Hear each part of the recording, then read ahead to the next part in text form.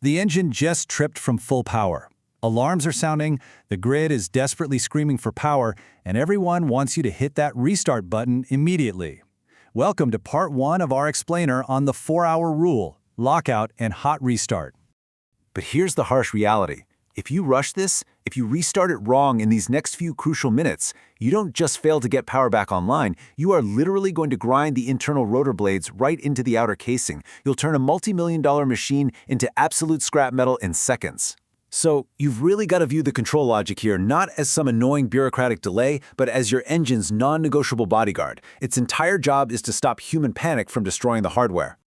Okay, let's dive into this. To understand why an immediate restart is so incredibly lethal, we have to look at the invisible physics happening inside the engine enclosure. We're dealing with two vastly different masses of metal cooling at very different rates. You've got a thin outer casing and a massive, thick inner rotor. When the engine trips and combustion stops, that thin outer shell cools down fast, and as it cools, the metal physically shrinks. But that massive inner rotor? It's been spinning in gas that's well over 1,000 degrees. It stays glowing hot and physically expanded for a whole lot longer. To really picture this, think of a thermal quenching analogy. Imagine a blacksmith taking a glowing hot metal ring and plunging it into cold water while a solid rod sits right inside it. That outer ring is going to instantly cool, shrink, and lock dangerously tight around that inner rod. That is exactly what's happening inside the turbine. The casing is effectively shrinking down while the massive rotor is still red hot and hasn't caught up yet. The danger here isn't the fact that the engine is off. The danger is the severe mismatch between those two cooling rates. So, put yourself back in that chaotic control room. What actually happens if we ignore this invisible thermal mismatch? What if an operator, feeling the immense pressure of a blackout, just bypasses the rules and hits the restart button anyway? Just consider the terrifying mechanical reality of hitting that ignition while this mismatch still exists. Well, if you force that start, the internal blade clearances, which, are already engineered to be incredibly tight for maximum efficiency, shrink drastically. Because the casing is essentially clamped down, but the rotor is still totally expanded, those tight-fitting blade tips are going to physically scrape against the inside of the casing as they spin up to thousands of RPM. We call this a catastrophic rotor rub. And because this whole danger is completely invisible from the control room, you won't even know it's happening until the vibration alarms scream and the engine literally tears itself apart. You're looking at a full engine teardown. That means weeks of downtime and millions of dollars gone. Now, what's really interesting is exactly how the control system mathematically steps in to prevent us from making this fatal error. Let's look at the timeline. At t=0, we hit our full power trip. The engine shuts down and the rotor begins its unpowered coast down. The computer watches this speed precisely.